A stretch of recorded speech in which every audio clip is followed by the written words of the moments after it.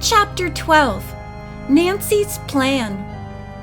Lola believes that a spirit has warned her to have nothing more to do with me, or we'll both be harmed, Nancy exclaimed.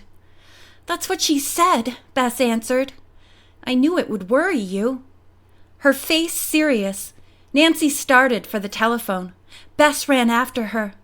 Are you going to call Mrs. White or Lola? She asked. No, I'll go to see them.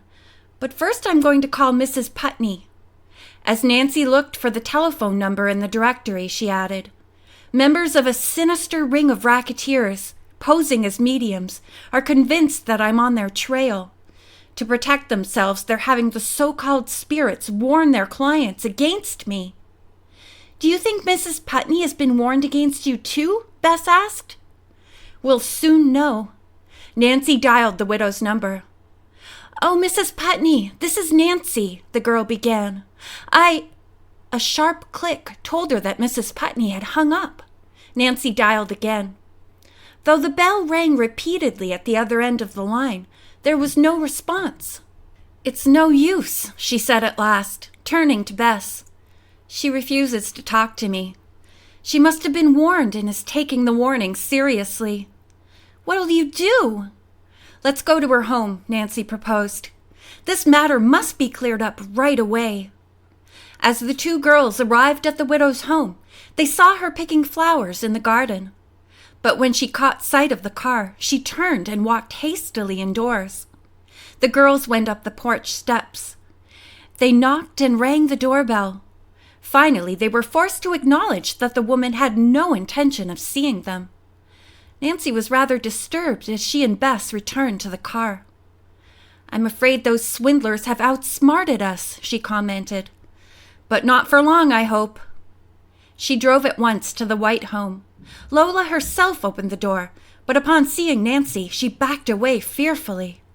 You can't come in, she said in a hoarse voice. I never want to see you again. Lola, someone has poisoned you against me. The spirits have told me the truth about you, that's all. You're an enemy of all of us. Mrs. White, hearing the wild accusation, came to the door. Lola, what are you saying? She said sternly.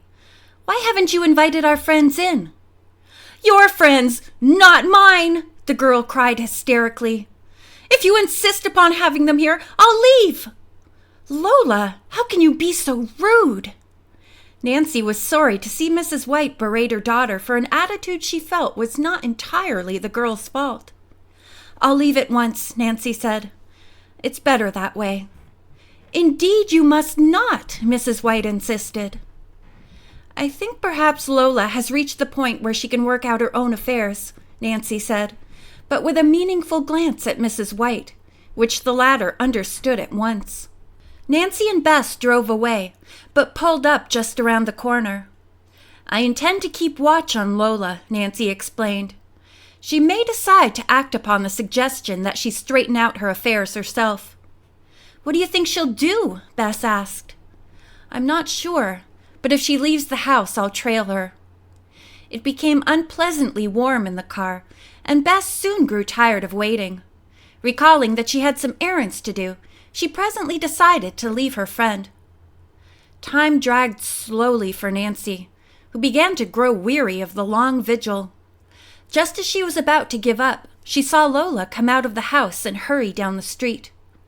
Nancy waited until the girl was nearly out of sight before following slowly in the automobile. At the post office, Nancy parked her car and followed Lola into the building where she watched her mail a letter. I'll bet she's written to those racketeers, Nancy speculated. Cruising along at a safe distance behind Lola, Nancy saw her board a bus and followed it to the end of the line. There Lola waited a few minutes, then hopped an inbound bus and returned home without having met anyone. Either she had an appointment with someone who didn't show up, or else she simply took the ride to think about her problems, Nancy decided. Of one thing she was fairly certain. The old tree in the woods was no longer being used as a post office. Instead, the racketeers were instructing their clients to use the regular mails. On a sudden impulse, Nancy drove her car back to the post office to make a few inquiries. The clerk might remember a striking blonde like Lola. As she was approaching the general delivery window, she saw a familiar figure speaking to the clerk. It was the woman that she and the girls had seen on the plane and who had followed them in New Orleans. Darting behind a convenient pillar, Nancy heard the woman asking whether there were any letters for Mrs. Frank Immer. The clerk left the window and soon returned, shaking his head. The woman thanked him, then left the building. When Nancy was sure the coast was clear, she followed. Starting her car, Nancy kept a safe distance behind the woman. A few minutes later, she saw her quarry disappear into the Claymore Hotel. Nancy drove around the hotel once or twice, looking for a place to park. It was some time later that she approached the hotel clerk's desk. Examination of the register revealed no guest by the name of Mrs. Frank Immer, nor had anyone signed in from Louisiana. "But I saw Mrs. Immer enter here," insisted Nancy. "She wore a large black hat and a blue dress." The clerk turned to the cashier and asked if he had seen anyone answering the description. "Maybe you mean Mrs. Frank Egan," the cashier volunteered. "She just checked out." "How long ago?" "About 10 minutes. The cashier could not tell Nancy where the woman had gone, for she had left no forwarding address. From a bellhop, she learned that Mrs. Egan had directed a taxi to take her to the airport. "She said something about going to Chicago," the boy recalled. "Thanks." Nancy smiled. Determined that Mrs. Egan should not leave the city without at least answering a few questions, Nancy sped to the airport. To her bitter disappointment, as Nancy pulled up, a big airliner took off gracefully from the runway.